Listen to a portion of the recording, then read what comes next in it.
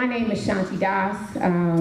I'll share a little bit about my story after I introduce our panelists, but welcome to Hip Hop Saved My Life. Yeah. Yes. We, first of all, again, want to thank the Mayor's Office of Cultural Affairs because we would not be here if it wasn't for them. So shout out to Atlanta's own Mayor Andre Dickens. Also, Executive Director of Cultural Affairs, Camille Love. Again, Emily Fisher and Melissa and the entire team at Elevate, ATL Public Art. Give it up again for Elevate. All right, so first up, and excuse me, forgive me if I am mispronouncing your name. Feel free to correct me, because I like to honor people's names and make sure that I'm saying them correctly. So our first panel, and you can come up after I say your name, Antar Fierce. He is a graffiti artist, teacher, and father. Welcome, Antar. Yes. Yep. Next up, we have King Quic. King Quic in the building. How you doing, Peace King? He is a breakdancer, teacher, and father, something that I always thought I wanted to do, but I never knew how to breakdance. But I was a big girl. I tried to wear my hoops today for you. All right, next up we have MC A.O.S. hailing all the way from Maryland. And last but not least, and I really enjoyed the little conversation I had speaking to this king right here, Minister Server. He is a hip-hop advocate, father, and grandfather. And again, as I mentioned, we are still celebrating the 50th anniversary of hip hop. The date was actually on August 11th. So we have another full year to keep doing some hopefully incredible activities and events around hip hop. And it's important to note, which I didn't know about this, but November is Hip Hop History Month. So I was like, it's kind of fairly new, I think, right? No? People just hadn't really done a lot. Okay. Okay. Well, we got to make sure that we do more to continue to celebrate the culture of hip hop and all that is done for us as a community. All right, so, this is going to be really conversational. We don't want it to feel like a stuffy panel. But really just us up here kicking it, right? And you can call me your little sis, Auntie Shanti, whatever works. We all family. But I really want to just kind of have you all share a little bit about your journey initially. Like, why did hip hop, how did it save your life? Antar, I know you talked a lot about, or I've read about rather, how your writing allowed you to speak and your writing through hip hop after losing your mother. And again, I'm very sorry for your loss. Thank you. So yeah, in 1983, my mother passed away. She had lupus and kidney failure, and she succumbed to her illness. I think it was June of 1983. And that, I was 11 years old. So you can imagine growing up in New York City, 11 years old, losing your mother. That following year, I started junior high school, which I guess they call middle school now. Yep. Back then it was junior high school, 113 in Fort Greene, Brooklyn.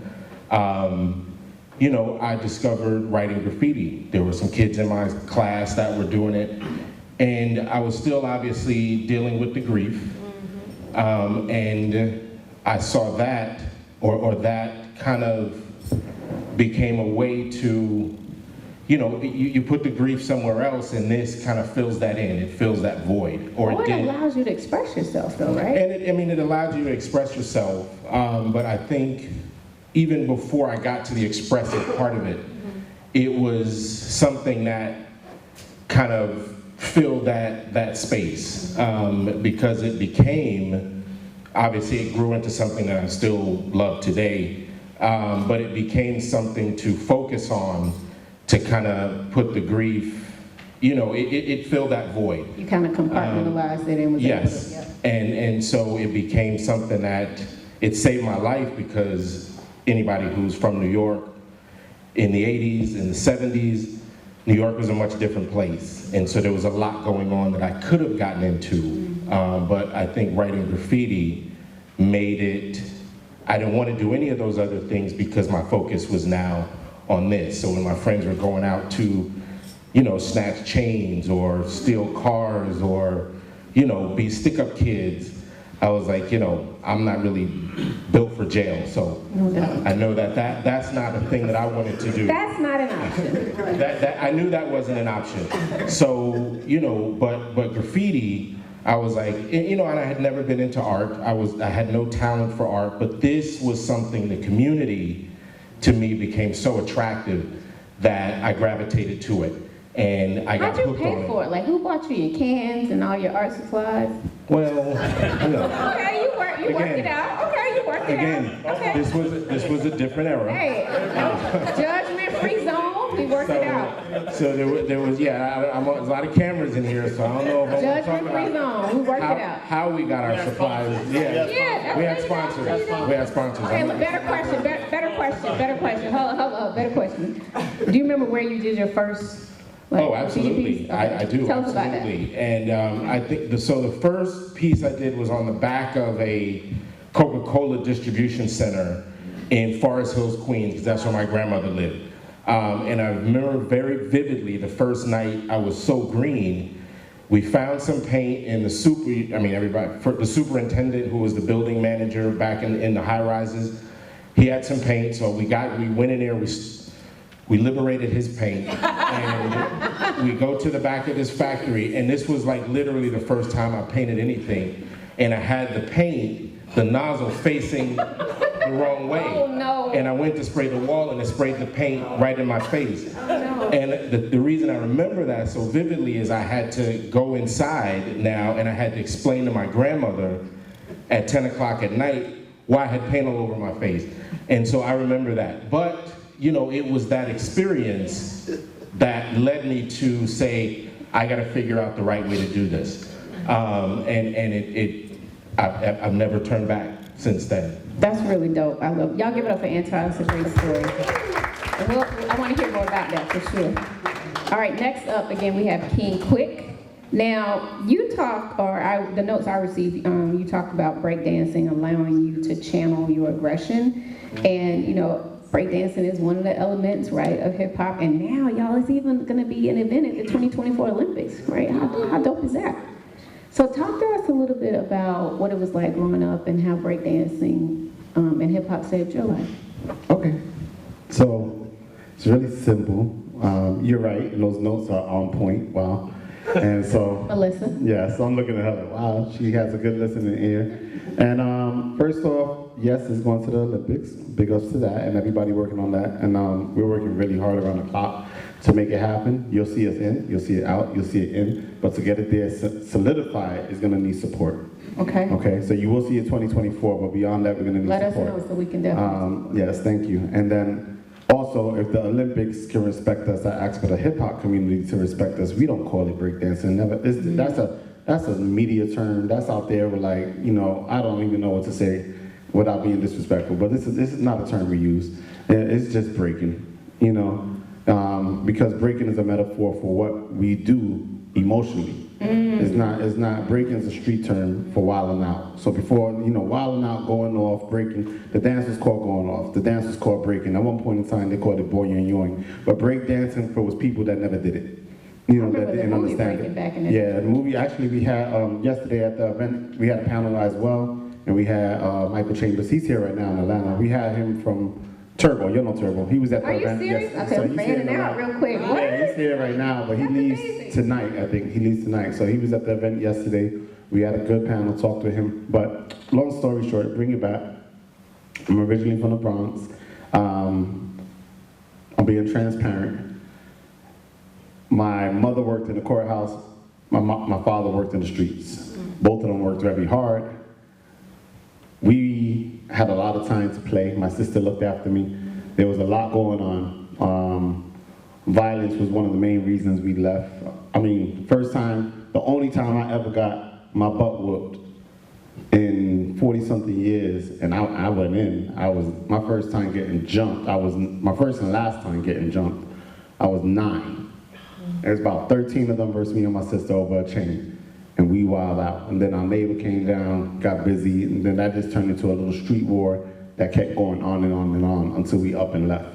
Then we went to Florida, that didn't work out. I remember getting in family, I don't know how many of you have been in a fight with your whole family, but I have. You know, I've been in a fight with my sister, I've been in a fight, not with my sister, but alongside my sister, alongside my mother, you know, so I've been in those type of squabbles, you know, and then coming here, Puerto Ricans wasn't a thing. You was either Mexican, black, or white. It was like being in the 40s, you know? So that wasn't a thing. So it was either run track or get in fights. I ran track my whole life, grew up an athlete, had all this potential, had great times. Olympics was the goal. Once I got to Georgia, things went topsy-turvy. I didn't really fit in anywhere. Hadn't found a hip hop community here yet, because it was still just bustling. It was here, but it was like spotty, you know what I mean? So then high school, things started going downhill. Track grades went downhill. Didn't find a lot of community in school here. You know, the ignorance was unbelievable. And I hadn't really even received racism until I moved here. Didn't see it as much in New York. Saw it in Florida, but we expected it in Florida. You know, so they'll tell you a mile away it's coming, and then you'll be like, oh, gotta turn left, you know? So here, you saw it from everybody, black folks, white folks, pink folks, green folks, everybody was hating on each other, and they were just very divided, you know? So my best friend and I, rest in peace to him, I'm gonna make this short, best friend gets killed on the way to school. Someone was trying to follow a sister in the house, watch him bleed out. That led into a whole situation. That turned on a switch that was already turned on, but it like, so they were just kind of like me versus the world, us versus a small tribe versus the world. Then we just kind of channeled our energy into something else. At the same time, I had been dancing, my sister danced, I was part of a dancehall group. That was my first love, was dancehall. I didn't want to dance salsa, even though I teach it now, because it was just a thing my mother forced me to do in the house, you know? And so I started doing, I saw a Sway and Tech video, the anthem. So whoa, these dudes are going off. At that point, I was like, that's the only, I was so wrong. That's the only dance I haven't mastered. I didn't know the alphabet. I was on ABC at best, right? Sway and Tech, I had never seen men outside of dancehall, but even then it's still central. You know, I had never seen men dance with strength. Outside of like the Caribbean culture, but even all that is like mating dancing, so it's a different type of strength. I never seen them dance strong, veracity, you know what I mean? Dynamic, athletic. I was like, yo. So I jumped on that bandwagon and I never turned back, and it was hard because it wasn't really here. It was only in the rave scene, so they didn't have the same energy. And that kind of took me down a place where I found some type of grace in my life, and I continuously found hardships. I continually made people my enemy, and Servant was there towards the latter part of my years of that energy, and he's checked me a bunch of times. And you know, and now I'm mentoring and evolving and helping others, and I'm grateful for it. I love that. Thank you. Powerful. See, may I? Yeah. I'm normally hit it and quit it on the mic. When she went and dug a little deeper than the rib, you know what I mean? So Yeah. okay, I wasn't ready for it. I love it. Well, this is definitely a safe space, and I think it's important also to honor that this conversation is also a conversation around mental health and hip hop. And I am a mental health advocate, and we just are getting off the heels of October 10th, which was World Mental Health Day. And even hearing just the first two journeys of Antar and King Quic, you know, obviously you utilized graffiti as a healthy coping mechanism through grief and loss, which is very difficult from a mental health perspective, especially for a child losing a mother at such a young age. And we weren't using the words mental health, self-care, and wellness back then. It just wasn't a thing. My father died by suicide, gunshot wound to the head, 1971. Certainly weren't using those type of terms. And so, again, I'll get into my journey a little bit more. And then you, King Quic, for you watch your friend bleed out in front of you. That's very traumatic. and you talk about trauma, unresolved trauma, right, at such a young age, yet again, being able to utilize hip hop as a healthy way to cope and as a way, you know, to just better yourself, right, if you will. So I honor you both, and especially being men of color, and understanding the nuances that you had to deal with from a mental health perspective, but not even really fully understanding the scope of that probably until now. So just thank you again for that, and we'll get into more transparency around how hip hop is a form of self-care and wellness, if you will. But again, just thank you both. Thank you. All right, next up, my new friend, MC A.O.S. That's me. The homie from Maryland. Gotta get me some of the blue crabs next time I'm up there. So I would be remiss if I didn't say, right, like, I'm from Baltimore, right? So here's one thing you will never hear. Okay. A person from Baltimore say that they from Maryland. Oh, my bad. Okay. That don't exist. Okay. I stand corrected. We're gonna rewind the tape. All right. Next up, we have MC A.O.S. The homie, Yeah. hailing all the way from Baltimore. That's right. West Baltimore to be specific. Okay, yes. So you, my friend, have talked a lot about how hip hop helped you to get your life back on track, right? And you had a tough task of raising your younger siblings, and I know that's a lot on anyone. Can you tell us a little bit more about your journey? True indeed. So unfortunately, the Maryland State Troopers killed my dad in 1989. I'm sorry to hear that. On Highway 95. I was 12. And so, you know, fortunately for me, right, I tell people I was a fortunate guy in my neighborhood because both of my parents lived in my house. I saw my dad every day up until that time. You know what I mean? And so the people I grew up with, most of them either, you know, had a weekend parent or didn't know who their father was, period, right? So I had that. And so after my dad was killed, obviously, you know, the dynamics changed drastically, right? And so, you know, we're in the throes of the crack epidemic. I'm not sure if you guys are aware, but Baltimore is also the heroin capital of the country. And so, you know, drugs is a way of life, right? Everybody is either selling a drug or partaking in a drug. I always think about The Wire. And you know, we can get into that too, you know what I mean? Because that's my part of town. And you know, a lot of people ask me, well, was that real?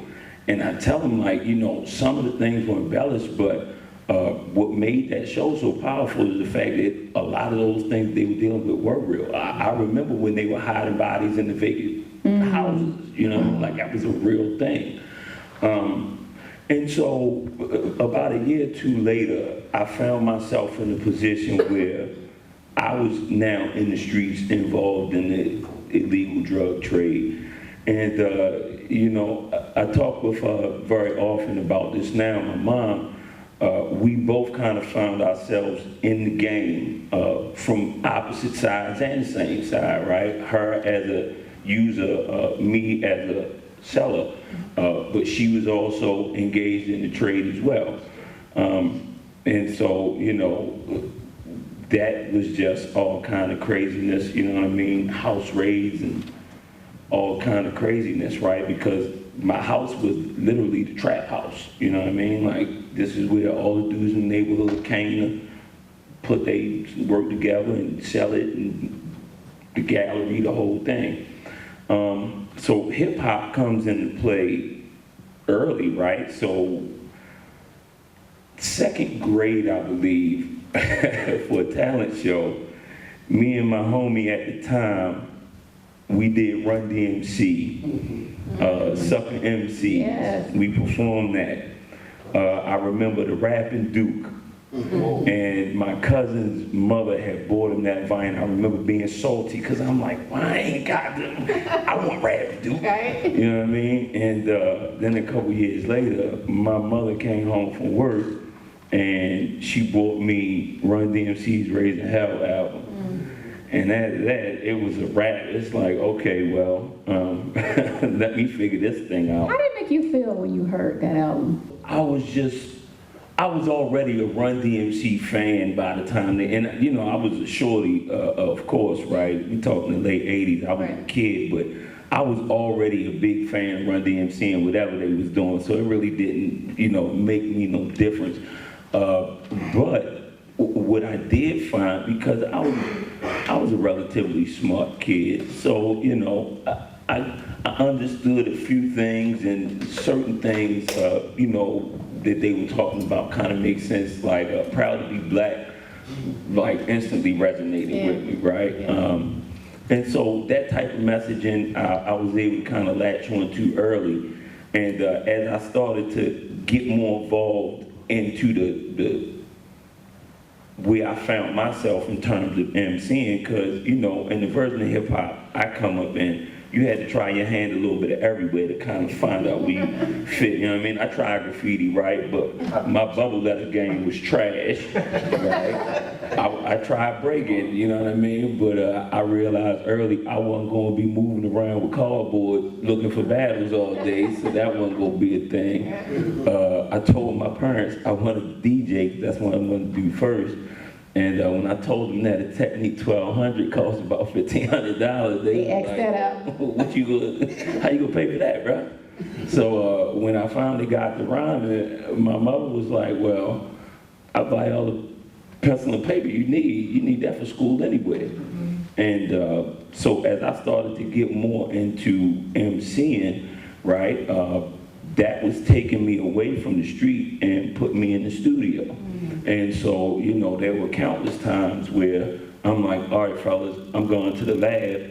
And then when I come back or I get back out on the street, such and such got locked up earlier, or now such and such got killed, or, you know, and I always seem to just miss what happened. I'm always just too late, or I'm leaving just before it all goes down. And so, you know, this is literally hip hop saving my life at every turn.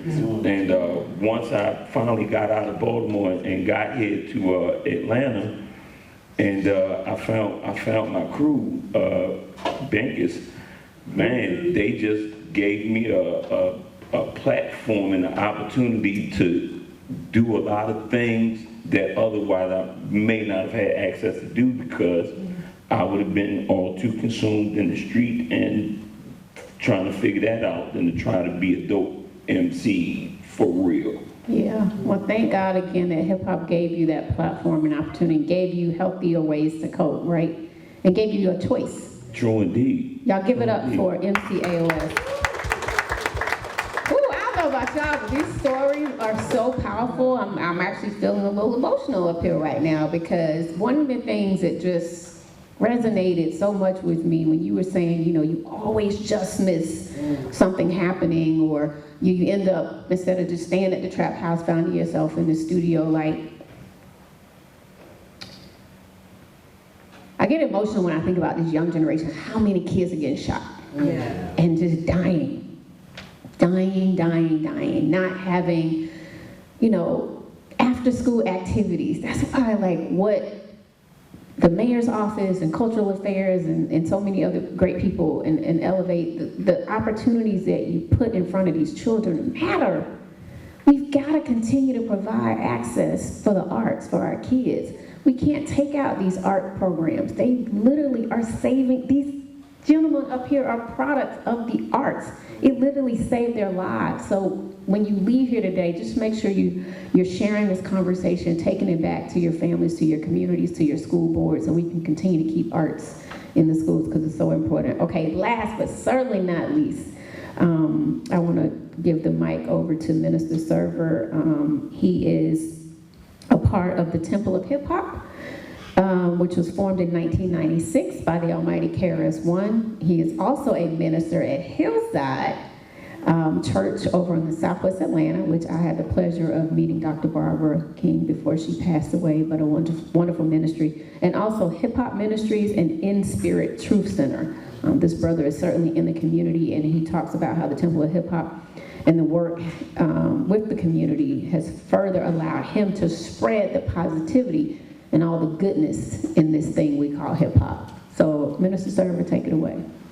Yeah, well, first of all, definitely powerful testimony. I know all three of them. But yeah, for me, to tell people, none of us, and I'd love to tell young people that I predate Rapper's Delight. So I'm in my hip-hop grandpa phase of life, you know what I'm saying? That's right. And so we're talking about the beginning. I have 3 older sisters, and I was turned on, in the 6th grade I had a teacher who turned us on to poetry. Like, I'd heard poetry, but he actually had us like write poetry and perform it, from Langston Hughes to Robert Frost to Richard Kipling, and just a bunch of different stuff. So I was already like loving poetry. But then my sister turned me on to the Last Poets. Yes. And of course now, I was probably too young to be listening to the Last Poets, about 10, 11 years old. But the rhythms, the African rhythms and the way that they was rhyming was just, oh man, it just took me in. So by the time people started rapping, because people was already rapping before Rapper's Delight, at the block parties and things of that nature. Right. So I was gravitating toward the MC part anyway. So when Rapper's Delight came out, and that same year that Rapper's Delight came out, people forget that it wasn't just Rapper's Delight. It came out in '79. It was Rapper's Delight, Christmas Rapping came out, and Sequence, the first women's group, came out in '79 as well, which they definitely don't talk about enough. No, not at all. Definitely not. You know what I'm saying? Y'all can clap for that. Y'all clap for that Sequence. Yes, exactly. So when the records came out, just like everybody else was like, whoa, these are records now. So I was gravitating toward that. And then in high school, 1981, I became MC Dave T. Dave is my given name. So I became MC Dave T. And from that moment forward, I tell people, when you begin, one of the beautiful things about hip hop is that at the very core of hip hop, it's about self-identification. Right. It's about, okay, my mother may have named me David, but MC Dave T is way more powerful than just Lil David. You know what I'm saying? So, and that's the thing that you'll see across the board. So when we begin to identify who we wanted to be, like I said, I had older sisters and cousins, but we didn't care about what they were doing. We didn't care about the adults. Like, that's not music. Why you got your hands on the record and all that different type of stuff? It was our thing. So it gave us, it validated us. It made us feel like we were worthy. And I tell people, when you look at what was going on in the South Bronx, that was just a symbol of what was going on in urban America all around. And one of the things that we don't talk about enough, in my opinion, is that hip hop from the very beginning was there to save lives. It was a way, when you look at what was happening in the Bronx particularly, and the way that the black and brown people were being displaced. You had these teenagers, these kids that were just taking these ancient African elements and just finding ways to validate themselves. So, like I said, when I was in high school, then went to college, and then became a DJ, and I played Omega Psi Phi fraternity, to the Q's. And that's when I got the name Server. That's my fraternity name, and I tell my frat brothers, they had no idea they was opening up a vortex. Yes. Later on and whatnot, and graduated in '87 and literally moved right to Atlanta.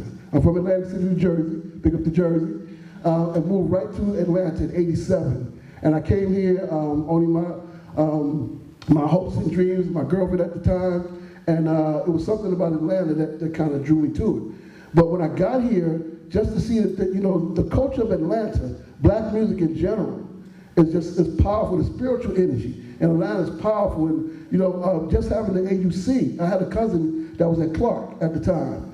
So me leaving college, coming down, it was almost like I got my master's at Clark. I hung out there so much, it felt like.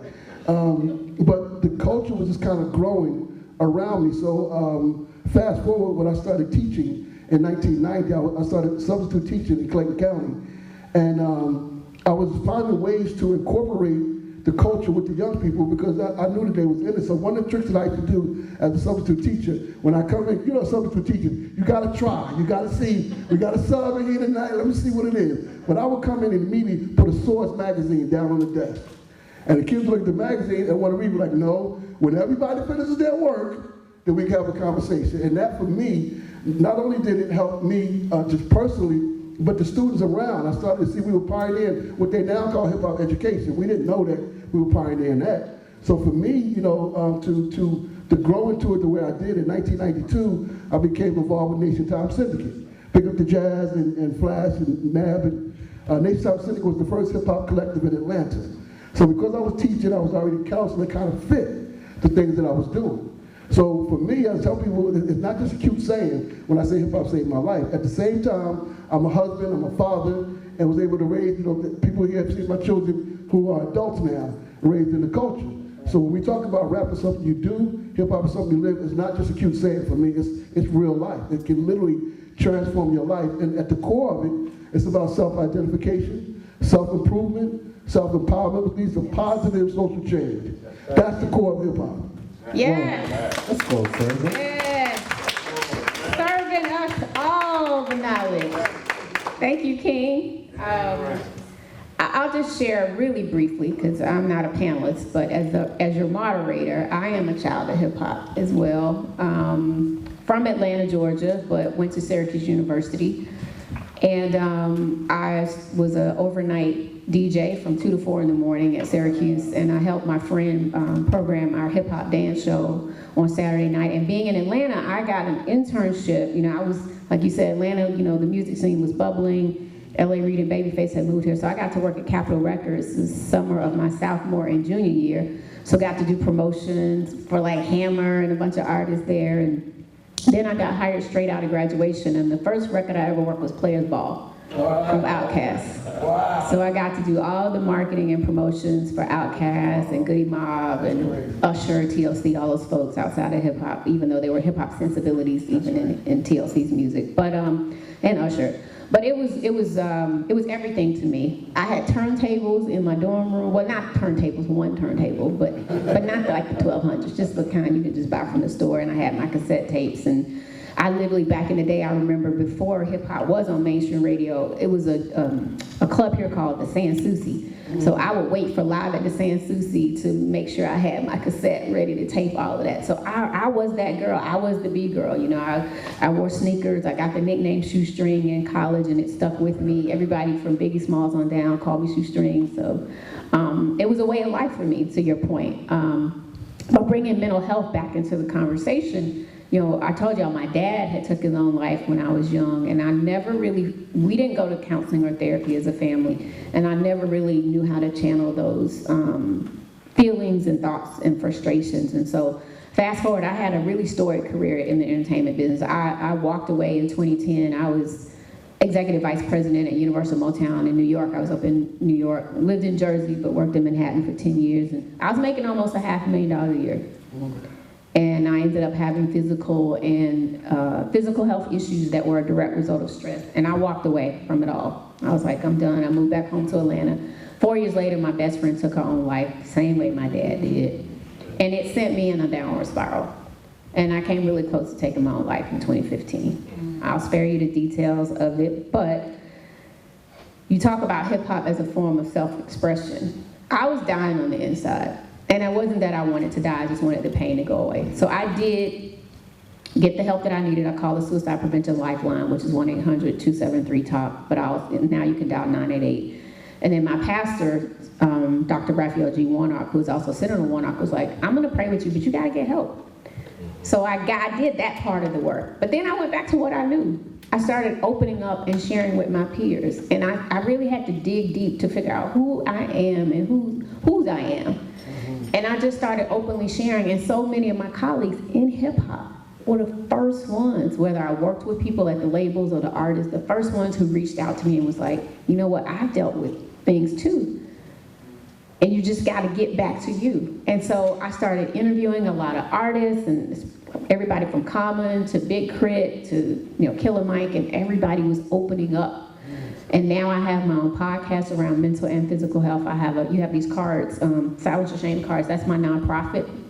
We're a major nonprofit doing really great work, but doing a lot of work within the hip hop community. And so hip hop definitely, I used to think it was one legacy. Two legacies, but now I feel like it's one legacy because God gave me the ability to work with the artists, but now He's allowing me to help save artists, through, just all the work that we're doing. So I'm grateful because of hip hop again for just making me have that hustle and just that, working in hip hop, you're fearless, and especially being a female. It was hard being a female working in hip hop, but I demanded my respect.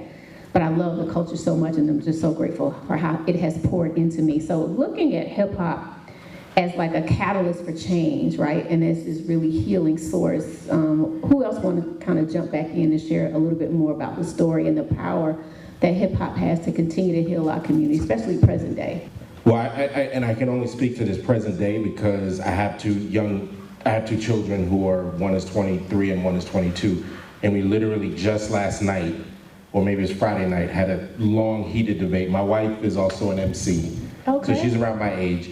And so we were having a debate about how hip hop in our generation, and it's not a comparison between our generation and theirs, but we were trying to explain to them how in our generation, in our day, we had, the KRS Ones, the Jungle Brothers, the Chuck D's, all of that.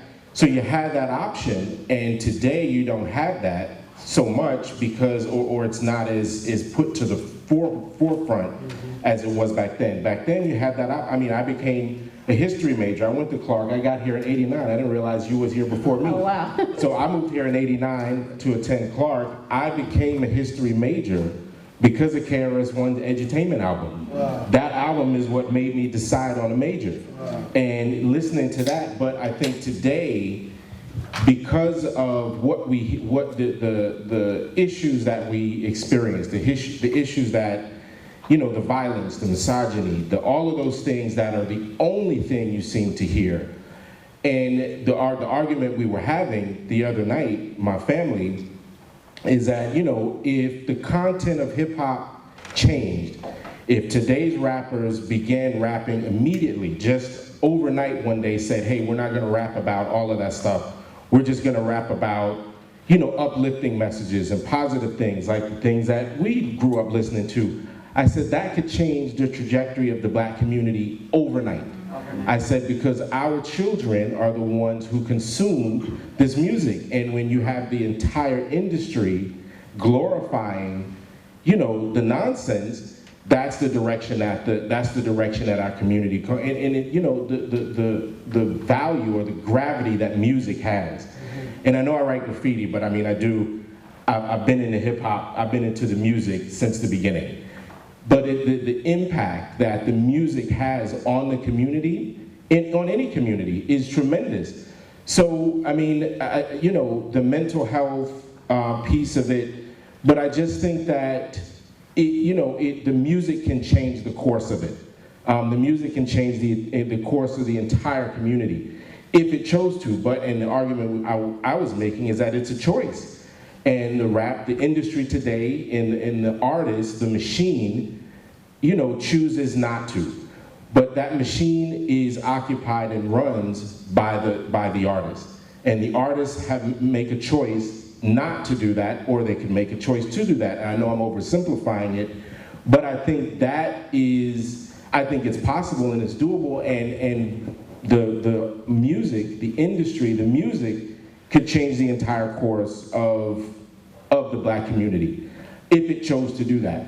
But the choice has not been made to do that. And again, I'm oversimplifying it, but I think it drives to the heart of mental health, because what you see happening now, what you hear in the music now, to me, feels like it's a reflection of people who are suffering, and who are depressed.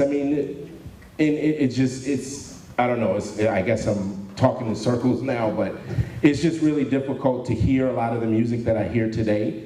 And when I go outside in the street and I work with children, and when you hear the things that they're into, 99.9% of the time it's because of the music that they listen to. And if that was different, that would change everything. I will say quickly, to your point, I think it was more balanced in the universe, if there was such a thing, right? For every Eazy-E record, you had a Tribe Called Quest, right? And I'm all for freedom of expression, right? And freedom of speech. I think people have to write about what they're passionate about, but there aren't as many options, right? As there used to be. It's almost like there are no options. Yeah. And yeah, you're right. I think it's a more nuanced conversation though, right? Because you know, the elements that we complain about now, right, have always existed, right? Because, you know, we tend to want to glamorize the past, or, you know, make it seem like it was what it wasn't, right? Because I remember clearly when Two Live Crew came out, Me So Horny, and, you know, Luke Look at some of Slick Rick's old albums. Right, Yeah. I mean, So you know, it was always there. We had Ice-T talking about girls, Right. let's get butt naked, and That's right. you know what I'm That's saying? right. So like, we've always had those elements, right? But I think the greatest difference between now and then is then the culture and the music of the culture was not being commodified in the way that it is today. And so now what we're dealing with is the industry's version of what they want to put out into the mass consumption, right? So And we have the technology. and it's not that the kind of music that you're talking about is still not being made by artists today, but the machine has just created an environment that makes it harder to find that stuff. And because we enjoy convenience, right? I don't got time to go looking for the new artist doing it. I'll just turn it, and then I'm bombarded with all the stuff I really don't want to hear, but then it makes it easier for me to just say, oh, well, nobody's doing it, and it's just all messed up. And it's not, you know what I'm saying? And it's all done by design to create that energy, right? To continue to push what's being pushed as if that's the only thing. And that's just not it, you know what I'm saying? So I feel like the conversation is a lot more nuanced. Yeah. And you know, those who are just going along to get along and following the program, like, I get it too, right? When you come from nothing and you've never had anything, and then these people say, well, here's something more than you've ever had. It's like, well, what I need to do for that? All I gotta do is say that. I'm done. You know what I'm saying? So, you know, I understand the angst. I understand why we feel the way we feel about it. And then too, I consider that this is 20, 30 years later, right? So we also see the world in a completely different way than we did when we were in our teenage and early 20 years. You know Absolutely. what I mean? Thank you, A.O.S. And you know, again, we are talking about the history of hip hop, but also the intersection, right, of mental health and hip hop and how it can save your life. And you know, I love Kendrick Lamar's last album and what he was talking about. Minister Surfer, I'm just curious what your thoughts are around how this younger generation, they are utilizing hip hop as a platform to open up some of them, you know, to talk about what they've been experiencing, you know, as men and in society, and how they've dealt with depression and anxiety. Like, how can hip hop continue to be a positive catalyst for our younger generation and through the music? Yeah, I definitely am happy to see the level of openness and people like yourself, the work that you're doing. You know, you said when you talk to some people and they said that they were going through the same things.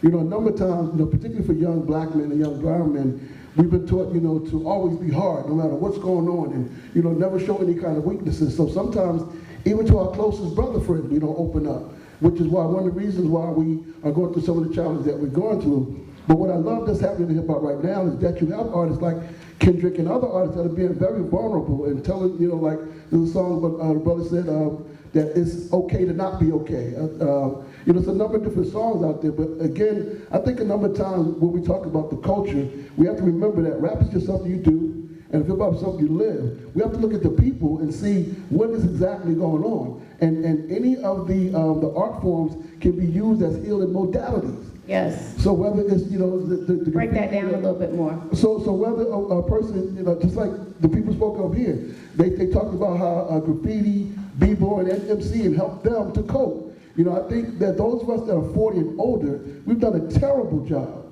I mean, a terrible job in connecting the culture beyond entertainment. And that's a longer, deeper conversation than we got time for here. And that a lot of people don't want to have, particularly people that have made a bunch of money because of it. They don't want to have that conversation about how, you know, we look foolish blaming young people for not knowing what we haven't taught them. Preach. You know, and then we, you know, are burdened up to deal with things that we haven't dealt with. Because they don't know what they don't know. Exactly, particularly, mental health and things of that nature. So for me, when I look at hip hop and I tell people, with all due respect, I don't just call myself Minister Serve. I did 3.5 years in ministry school so I could deal with our people in an international way from a spiritual side. And I also tell people, I'm not the kind of minister that can save your soul and lay hands on you. I'm not that kind of minister either. Because what I love about hip hop is that every spiritual path already exists in hip hop. So when we use the acronym Higher Infinite Power, healing our people, it makes sense. It makes complete sense. And when we really look Say that again. Higher Infinite Power, healing our people. Hip hop. That's what Hip Hop Ministries is based on. We are a spiritual, cultural, educational, political movement. Because again, what we talk about is real life. I have 6 children, 3 sons and 3 daughters. So I love to tell people, my children have been raised in this culture. 3 sons and 3 daughters, and none of them are rappers. So with all due respect to the rap side, if we really teach our children about culture, about humanity, the beautiful thing about hip hop is that, according to the United Nations, hip hop is the fastest growing culture in the world. We didn't plan to do that. So when you look at Hip Hop 50, and you look at what we've been able to do in 50 years without a formal plan, with limited resources, and absolutely no force, you have to see something higher in that. We're not smart enough to conquer the whole world without trying to conquer the world. So we're in a position now where we can learn what we didn't learn from ourselves, and we can open ourselves up more, but more importantly, give our young people a different path. Like I tell people, the first 50 years was by, in my opinion, God's grace and the ancestors. That's how we survived these first 50. We can be more deliberate on how we want the next 50 to do. So the last 20 years, I've been promoting a document that we went to the UN in 2001, the Hip Hop Declaration of Peace. This is a document that's 18 principles. And I tell people, wherever you are, whatever you are passionate about, I guarantee you one of those principles are already in your spirit. So if we teach our young people about the culture beyond entertainment, then we'll see some results later on. Nothing's going to happen overnight. It didn't take overnight for us to get in this situation. But my biggest criticism is my peer group, that 40 and older. We spend more time criticizing our young people as opposed to loving on them, as opposed to knowing that, first of all, if we really want to break down how the music got to be it is in the mainstream, we old enough that we can know. And then you got Google and things of that nature. But the 1996 Telecommunications Act, Google that, anybody that's out there, Google that, and Google what was going on politically. Because we know that there was a time, you talked about earlier, the balance of it. There was a time when you could listen to NWA, Kid and Play, Public Enemy, Tribe Called Quest. Why did that change? That's a question that you can find out directly. And when we tell our young people that, we don't have to bash them for their music. I said I have 6 children from the age of 22 to 39. And I've never stopped them from listening to music because I have real conversation with them about the music. And any parents know that if you try to tell your child not to do something, they're going to do it. Even more. We know that. So that hasn't changed. And now with technology being the way it is, my thing is that we have to let them know that hip-hop at its core, at its essence, is supposed to make you a better you. Yes. Word. Woo! That was so powerful. And you know what? It is so much about community, right? And family. And that's what we've got to get back to. And, just to say, from 1973 to 1979, what was going on in hip-hop? Because it wasn't in rap records. It wasn't any rapping going on. It was community. It was people using these elements to save themselves. And then 1979, Rappers Delight, that changed everything. But if you talk about 73 to 79, that's a different conversation. No doubt. Thank you so much. There's so much to be learned. So many nuggets. I hope y'all are taking notes or tweeting or, well, I don't know if people tweet anymore, but on Instagram and TikTok and all that other good stuff. I want to go back to King Quic. And just talking about breaking, right, as a modality of healing, right, through hip hop and the culture. What are you seeing with breaking these days, and how does it continue to inspire you to help your generation as well as the younger generation? Well, breaking right now is bigger than it's ever been, and people think in the States we record breaking or we record big based on what media covers or what's popular on TV in black culture on TV, what made it to BET or stage. And what I tell the youth is that these stages provide an opportunity for you to be seen, project yourself, make some money, this, that, and the third. But if you keep chasing the light within is gonna dwindle. So you gotta start being the light from within. Because when you're the light from within, when you shine from within, it doesn't matter what stage you're on. Life is your stage, the supermarket, whatever. And you can meet people like you guys, you know? But that's not being taught because it doesn't benefit the people even in the breaking community who do good work, but their mission is not cultivation of black, brown, or anything else communities, you know? A lot of times their mission is to focus on the art and the evolution of the art and its skill set performance for the stage that can maximize the potential of profits and growth. And by that, people benefit from the culture. You know what I mean? The people will say, oh, well, you know, you can record an album and take an album home, you can't take a b-boy home. That's a lie. That was my whole youth, you know? But now, the thing is, now you can take parts of the dancers home because, you know, of digital creations and digital content and digital this and digital that. You can have access to people without having to be part of the culture. You can have access to us. Dancers right now breaking on an international level. There's battles right now going on with we have brackets, top 10, top 16. Now it's top 110. But not 110 dancers, top 110 countries. Wow. Then to top 64, then to top 32, to figure out who the best in the world is based on that platform. You know? And that doesn't make them the best in the world, period. It kind of does, but it doesn't, you know?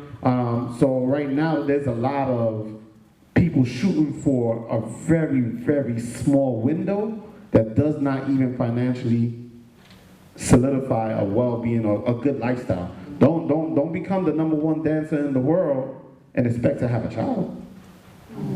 Because the time that you put to get there, the effort you put to get there, is complete commitment to your art form.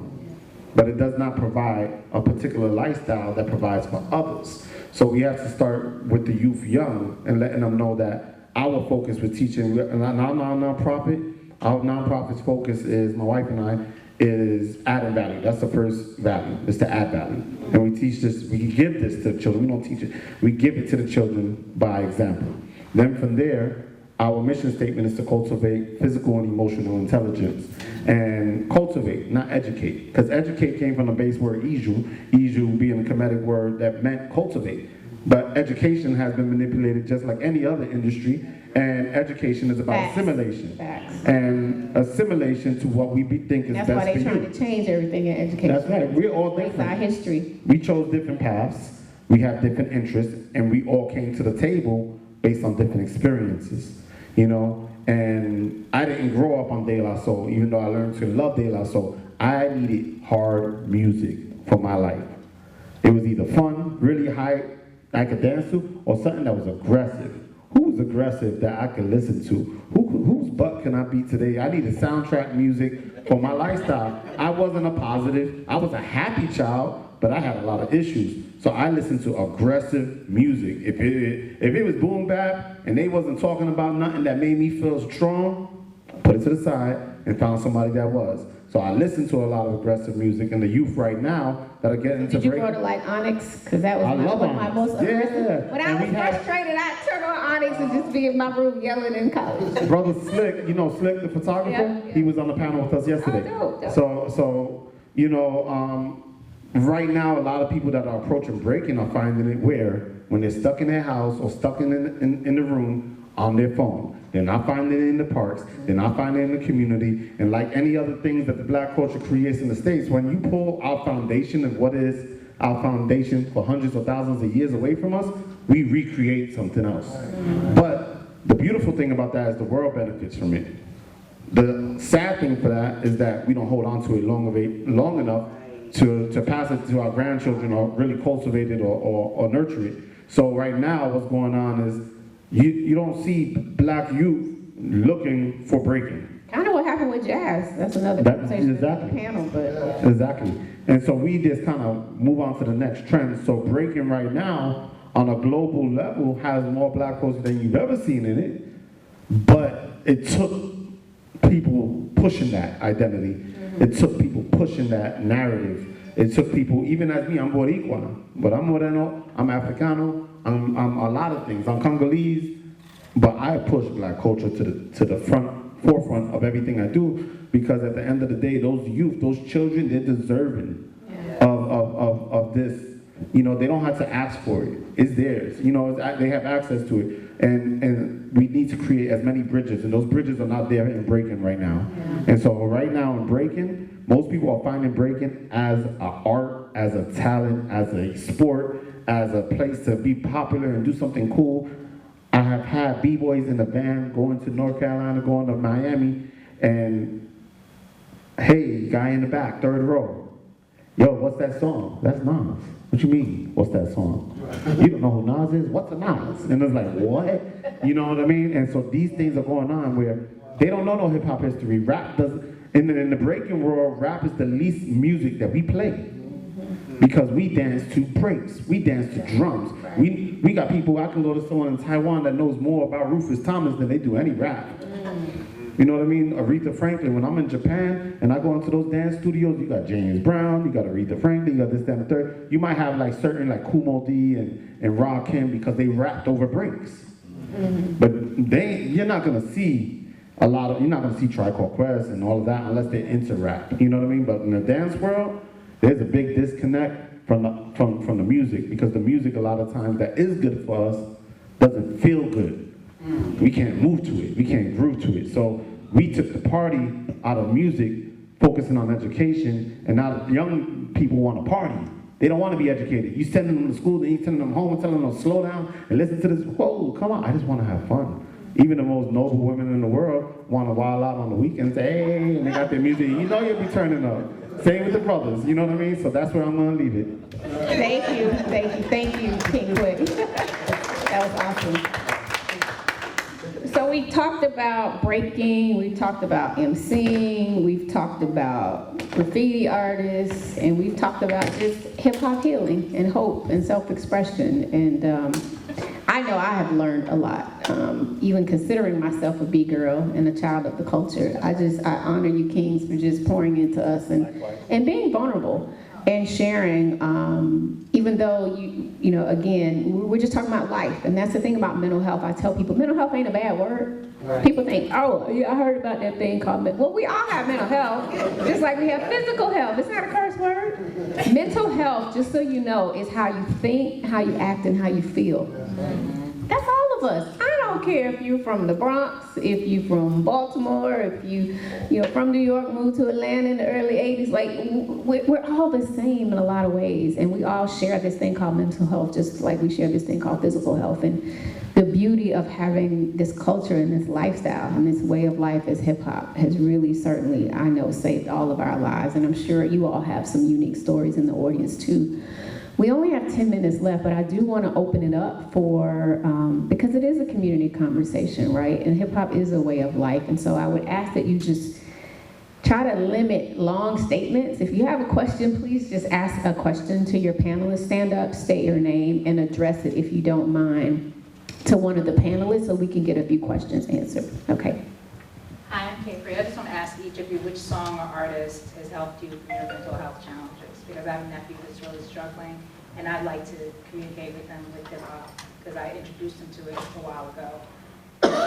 Early 30s, really struggling, homeless in California, living out of a car, not being a father to his child, who's in another state. So anything I could offer him would be gold. Thank you. I'd like to jump on that one. There's a song that by Common and by CeeLo called G.O.D., Gaining One's Definition. And it's a beautiful song. In fact, I told Common when I met him, I used that as part of my presentation in ministry school.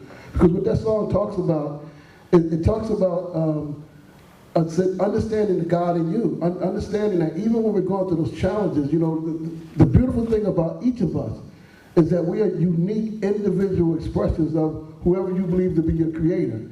And a lot of times to hear that, particularly, you know, I love to, you know, I stay connected to a number of different hip-hop artists because I tell them they make songs that in 5 minutes that a person listens to over and over again, so that can be their therapy. Because again, even though people open up for therapy, I know a lot of times for black men that's still a challenge.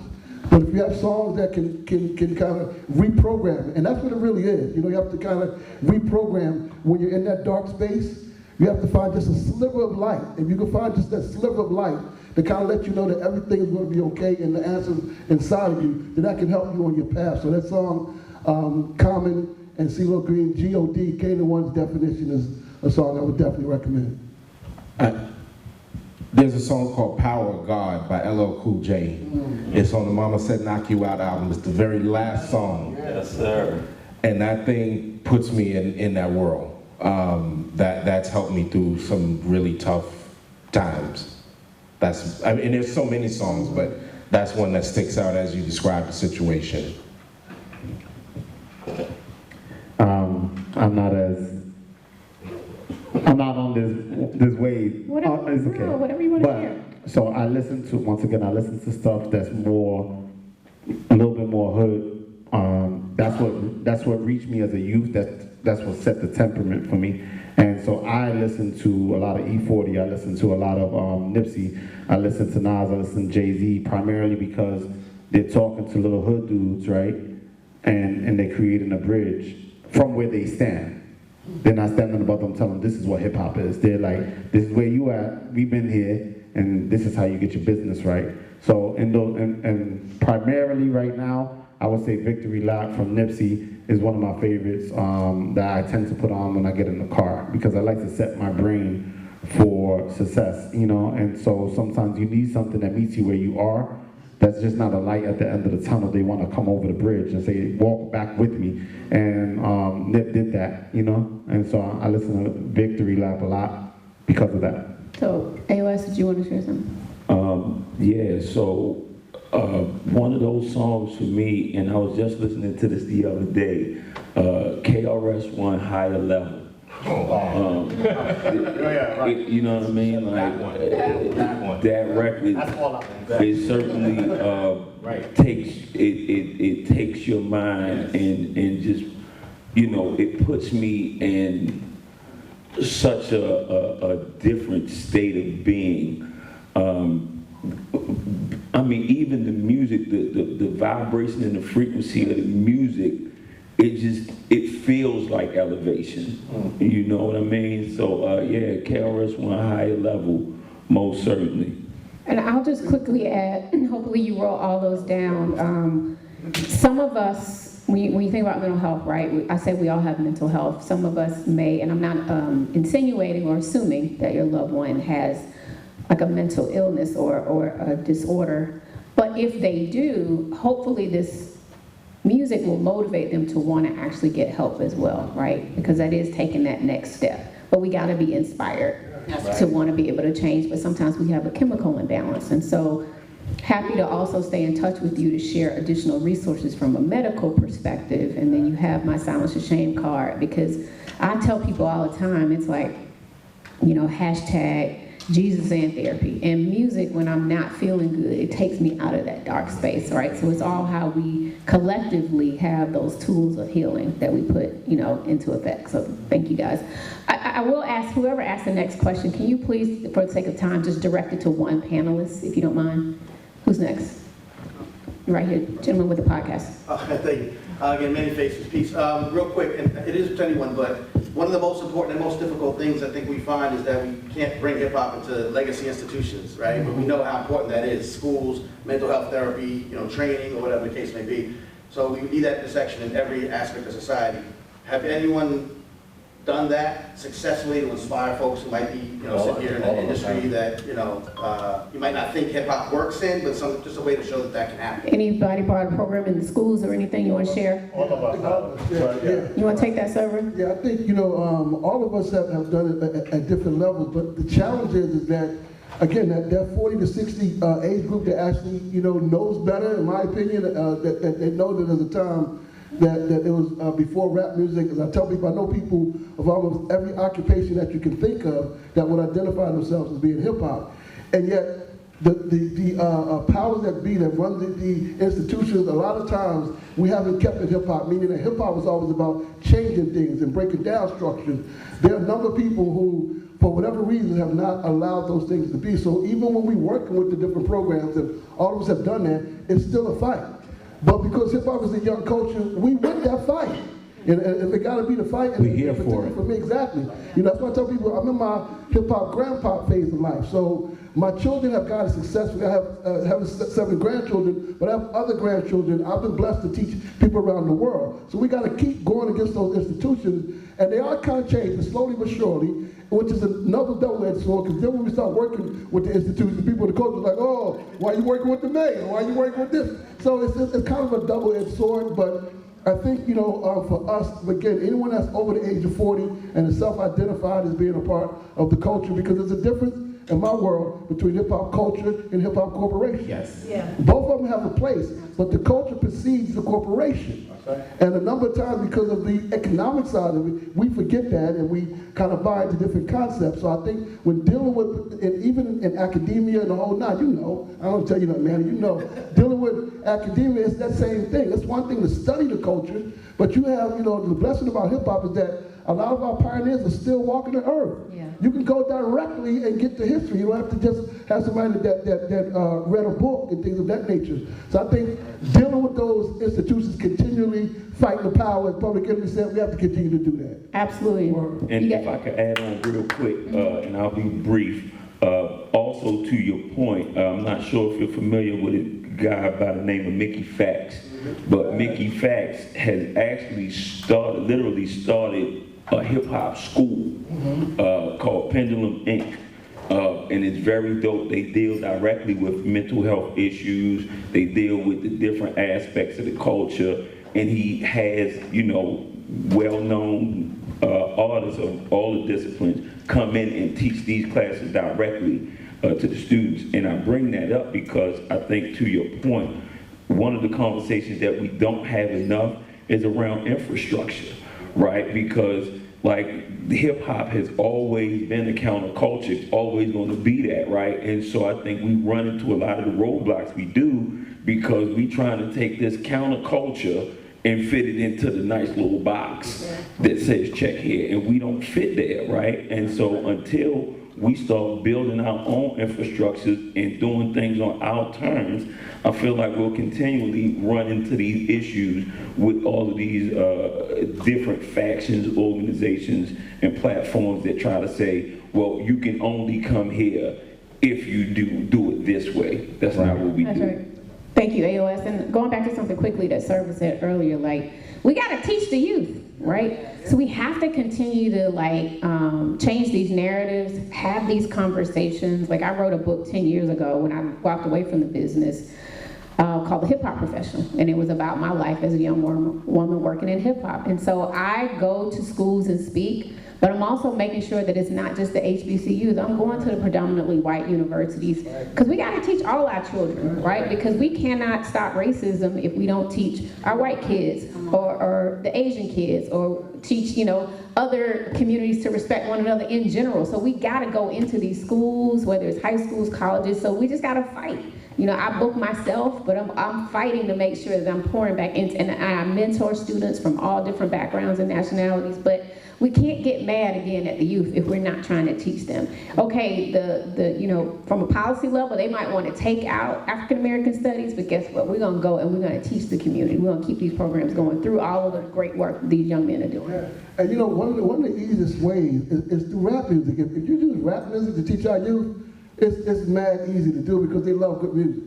So we don't have to beat them down. No doubt. One of the things we do at Silence the Shame is we have these things called teen cope clinics. And so we might have a panel where the youth will speak to one another, but then we also have what's called expression stations, right? And it's all, excuse me, I have a dry eye from menopause. That's another panel. But we have expression stations, and so we allow the students to get involved in different activities. So it is going into the studio, right? And being able to have a recording session or creating dance. And I gotta talk to you because we want to be able to incorporate breaking, but it's about giving them the outlets and the tools that they can do from a hip-hop perspective to continue learning. All right, okay. Next question, Melissa. When thinking about mental health, you know, that's a very private thing. But what I would like to know is, in your practices, like the various ways that, and it's not even so much why you're here, like, oh, Antar, you're a graffiti, or, you know what I'm saying, breaker, like, just thinking about being a part of the culture as a whole, right? You guys are all African men, right? Boricua, right? You know what I mean?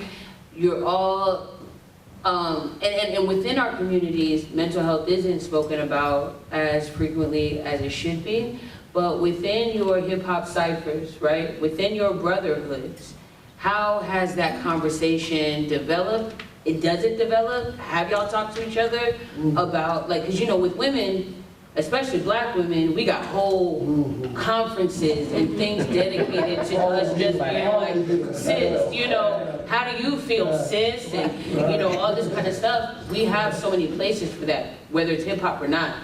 But with y'all, do you have those spaces, and have you thought about cultivating those spaces, or do you want help cultivating those spaces? Because that's something that I think is very important, and you know, I just like to hear y'all's perspective. Really quickly, I mean, we do have those spaces, but maybe not as organized, at least, and I'm speaking for writers. Yes. I think writers know, and I have friends personally that have trouble at home, and man, let's go paint, because I know when we get together and we go paint, we're gonna be in that zone, and that's gonna be therapeutic for us. And we do that. And we may not talk about it, or it may not be as organized, and it may not be as structured, but that's what's happening. And I recognize that only because it's happened recently, where we've been at the bench talking, and we talking about our wives, and we talking about the stuff that we going through. And the result of that is, man, let's go paint.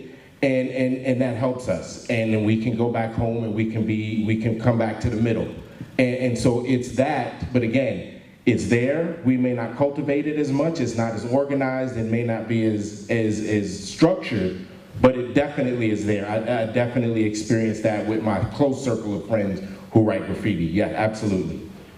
Go ahead. So yeah, that's good, because not only do you have something to talk about, but there's a follow-up of action. Right. So that the action is what makes the change, not just the conversation.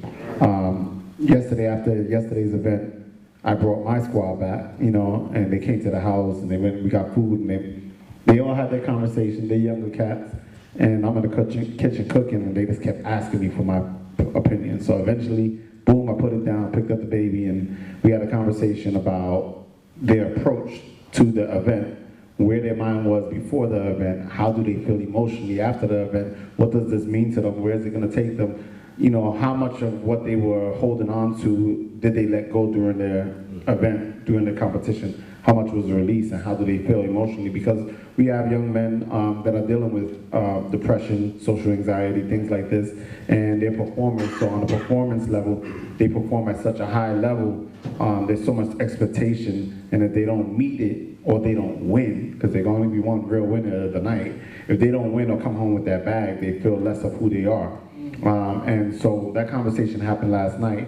But one thing that we are doing, there's a lot of places. Sister Maka in the back, she has an online podcast too, so she does her thing, and she has conversations about a lot of people in the dance world that they touch on certain topics similar to this. You know, even though it's about dance, they touch on it. We're launching a podcast called Billionaire B-Boy Club, and Billionaire B-Boy Club's focus is conversation, preservation, and innovation. And so what is the business of you as a B-boy or a B-girl?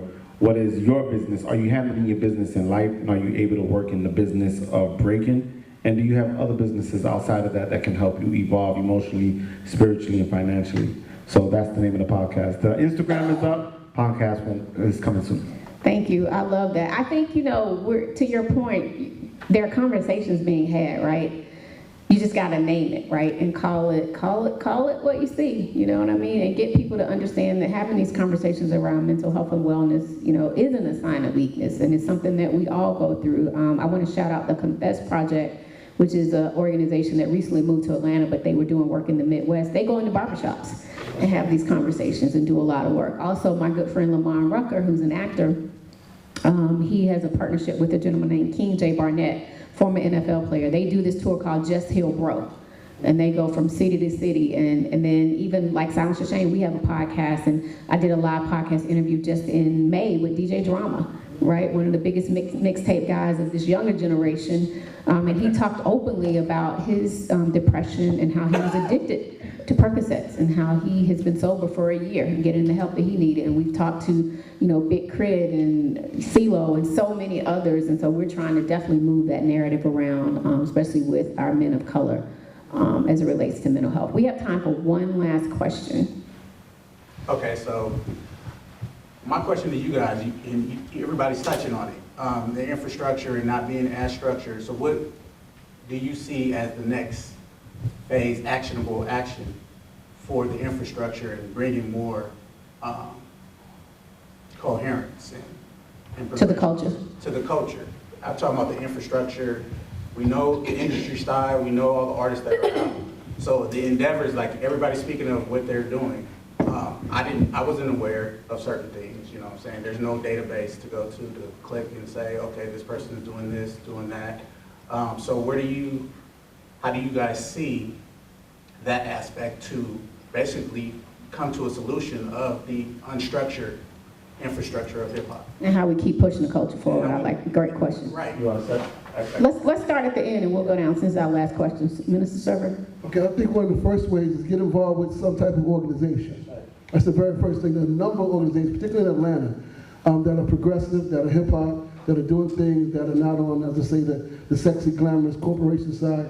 So it's not going to be the popular big groups, it's going to be the small groups. What history bears witness is that whenever there's any change in society, it's always a small group of committed people to make those changes, and the masses benefit from that. So the first thing I would suggest is get involved with an organization, something that you're passionate about, something that you're bringing, something that you can see a need for in that organization. I know a lot of times people want to start their own this or their own that, but a number of times, even if you have your own and you partner with another organization, then that collective consciousness, you learn and you give and things of that nature. That's the first thing. The second thing, I think that we have to, as A.O.S said, we have to begin to really see ourselves as a culture. We have to, like when we went to the UN in 2001 to establish hip hop as an international culture, we were kind of, hesitant, not knowing how we were going to be received. But that thing was like, what took y'all so long? Because it was already, around the world by that time. But so we have to also remember that we're still at the beginning of our culture. I know we're celebrating Hip Hop 50, but when you pull the lens back, 50 years not even a blip on the timeline of culture. Not even a blip. So I believe all of us in this room, we're at a point now where we can decide again, what do we want the next 50 to be? So there's three things I like to leave people with. The first thing with the Hip Hop Declaration of Peace, principles over personalities. We have too many personalities that people follow and they're not principled. None of us are perfect, but we can all be principled, right? So the next thing is corporations, culture over corporations. The corporations right now are celebrating Hip Hop 50, but as I tell the pioneers, I don't know how they're going to feel in Hip Hop 51 or Hip Hop 52 because it's not going to be financially beneficial to them. So we have to always press culture over corporations. And the last thing that we have to make sure that we're always doing is thinking about the future, thinking about our youth and what we're giving to them. Because if we've been blessed to make it to be 40 and older, then we have, I believe, some responsibility of what's coming behind us. And all of us, particularly those of us that are 40 and older, our elders, our ancestors poured into us. They made sure that even when I was the knucklehead that I was, they never gave up on me. So we have to, and the last thing is people over profits. People over profits. So principles over personalities, culture over corporation, and people over profits. That's that's three of the things that I would suggest along with the organization. Because we can get out of this. We can, again, I love the next generation coming up. I don't like always some of the rap, but the way that they think, their mindset, their energy, I love this next generation. We have to get on our grind and give them some principles so they're not just swayed by every little shiny thing that comes to them, and they'll be straight. Word. Thank you, yes. We gotta love on our babies. A.O.S. Damn, Minister,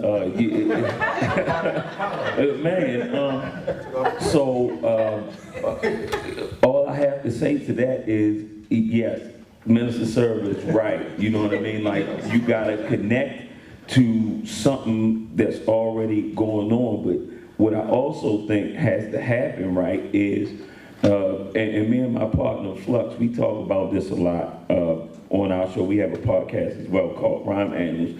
But what needs to happen is those of us in the culture need to really understand the value of keeping the culture inside of itself, right? Because at a point, right, it has to matter how you make your money, right? And so with the commodification of, and they've commodified the music of the culture more than they've been able to commodify the culture as a whole, right? Because the other aspects are not as lucrative, not as readily available and lucrative, right? So we don't need that, right? We just stick with the music.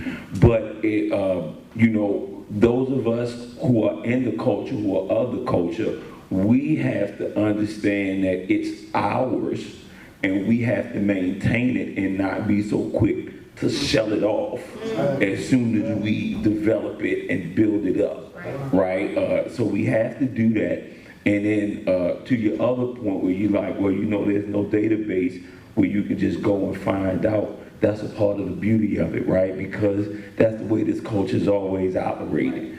You wasn't supposed to know about it if you wasn't in the know, because it wasn't for you. You know what I'm saying? And so just the fact that you may not know exactly where to go, but you know you need to go somewhere, you already in there, you know what I'm saying? So you're just a conversation away. To that point, it's more so because it's out there, and the principles and the essence of it isn't there. So that's the database I'm speaking of, towards connect those to the culture that is already out there using on a superficial level, connecting it to the source, which my man Serva was speaking on. You all, with Shanti's doing, those type of resources, connecting that as a database. That's what I was speaking for as far as the database. Oh, word. Well, I mean, yeah. So we might need you to start that database, brother. You know what I'm saying? And we'll pour into you and tell you what to, because it's a collective thing, right? But if you got to, I think that's a wonderful idea. You know, being able to have these collected shared resources available for the next generation. And now it is incumbent upon us to give you the information that you need, right? So we all do have to come together. But I love the idea. Did anybody else want to add to that real quick? If I could just wrap up real quick and just say, also, you know, in terms of bridging the gap and sharing the information, the tenets of the culture have got lost in translation, and we really need to get back to that. What am I talking about? Love, peace, unity, and having fun. That's the culture of hip hop. I'm gonna run with that. I had something I wanted to say, but I'm gonna run with that. So you know, bar for bar, you know, it is what he just said. Peace, love, unity, having fun. You know, that education, self-awareness is more important than the elements themselves. Is more important than art. Art is an extension of our confidence. Art is an extension of our pain. Art is an extension of what we have to release or what we're seeing. It is not us. It's an extension of us. You know what I mean? We are what we are, but that doesn't necessarily define who we are. Okay, so we are already the database. We are already connected spiritually, physically, emotionally in this room, sharing the same oxygen. And I know that sounds nasty, but we're sharing the same oxygen. We're sharing the vibration in the room. We share music. We share our thoughts. We share this. And all I can say, there's no glory without a story. So every one of you in here has a story, and don't be afraid to go live with somebody and talk about a topic. You don't have to be a public figure. You don't have to be a star. You don't have to be none of that. All you got to do is get online. If you choose to go online, it doesn't have to be online. It could be in person. It could be at a hat party or whatever during brunch. But don't be afraid to have these conversations on topics, especially the men, especially the youth. We're already plugged in. We're already the database. Our stories still exist. They don't have to be in a book. They don't have to be confirmed or approved or cited by anybody, by any scholar. Your grandma's word is your grandma's word. There's a difference between fact and truth, and a lot of books make facts, not truth. So your truth is different than some people's facts. So don't understand, you don't need any of us to do it for you, because all of you is in this room together, we're here together, we're all here sharing the same energy, so you're just as important as any of us, and we're just as important as any of people outside of this room. So together, start building, communicating, having conversations, and it doesn't always have to be in the light. Remember, because we're the light. You know what I mean? And we're already connected. So we're the database. Yes. Thank you, King Quic. Antar, you have any closing words? I think just to pull a little bit from what Quic said is the story. A lot of the work that I try to do is making sure that our stories are retained. Because here's the thing, 2,000 years from now, people are going to look back at hip hop the way that people look at Jesus Christ today. Hip hop is going to be the salvation. It's what's going to save the human race. And I firmly believe that. So what Server said, organizing, and you Mill, I mean, you know, we know each other, we in the same circle. It's really, this all has to start at the grassroots. It has to start at a level where collectively we are all connected, and we have to be connected. And then from there we take it to the next level, but also making sure our stories are told, because if you don't tell your story, somebody's gonna tell your story about you. That's right. So our stories are important. All of our stories, like my man Quic said, all of our stories are important. Getting into these universities, getting into academia, pushing for a real course of study in the history of hip hop, and understanding that that is what's gonna help make it last the next 100 years or the next 1,000 years. But we have to take control of that, because if we don't tell this story, if we don't get involved and make sure this story is on the record, somebody else is gonna tell the story. And you know what happens when that happens. You know what happens when somebody else tells a story about you. So this hip hop story has to be told by us. That's what I think is paramount for me in my journey. That's one of the things that I'm working towards, is making sure that that story is told authentically by us, not by someone else who's going to tell the story differently. It has to be told by the people who create it, who participate, not just like somebody said earlier, not by somebody who read a book about it. Those scholars, they're important also, but it's more important, there's so many pioneers that are still walking around. Legends in their own time, that's a real thing. We need to get those stories on the record, because if not, then we lose this whole thing. 100%, and I'll just say to your point, Antar, you know, with the Hip Hop 50th anniversary, we have a lot of great content that's coming out now, right? Whether it's from larger networks or, you know, content that you find streaming online. So do yourself a favor and check out some of these. There's some great documentaries out here telling the stories. I think it would make for a good family night when you sit down with, you know, the younger people and the older people, and y'all watch Welcome to Rap City. It was really good. It told the story, and you know, there was a time, you know, in the 90s where if it wasn't for BET, you know, a lot of our artists wouldn't get played at all. You know, we needed that video airplay. So it's so much great content. So really try to look out for a lot of the content that's out there. Also, the Universal Hip Hop Museum is opening next year, and so Google that. Shout out to Rocky and his team, and I know Server, you're participating with them. Check out also, I was one of the curators with Jermaine Dupri and Dallas Austin of the Atlanta Hip Hop 50 pop-up. It's just a pop-up museum. It's right around the corner, and it's gonna be here through November, but I think you can go on fever.com. Tickets are only $10. But go in and look at the history, you know, of Atlanta hip hop. We did the best we could. We had no funding, but we did it for the culture because we felt like Atlanta was being left out of the conversation. And so a friend of ours, we're friends with someone over at Underground, and we were like, okay, we'll just put this thing together. And last thing, shameless plug, I have my own podcast now called The Mebo Show, M-I for mind, B-O for body.